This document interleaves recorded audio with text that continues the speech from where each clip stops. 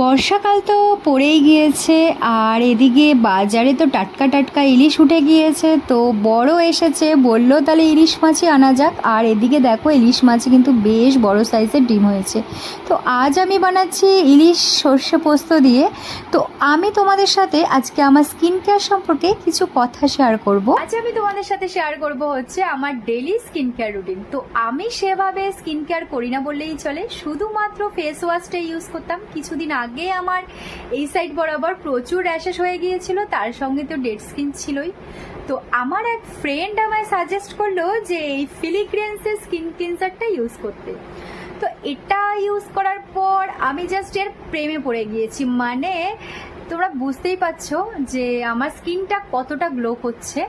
আর এটা কিন্তু অয়েলি এবং কম্বিনেশন স্কিন দুটোর জন্যই পারফেক্ট। এটাতে নাইসিনামাইড রয়েছে, ল্যাকটিক অ্যাসিড রয়েছে, তার সঙ্গে যারা অ্যাকনির প্রবলেমে ভুগছো তাদের জন্য কিন্তু এটা বেস্ট, কারণ এটা অ্যাকনি কন্ট্রোল করছে, তার সঙ্গে স্মুথ স্কিন আর ডেড স্কিন তো রিমুভ করছেই।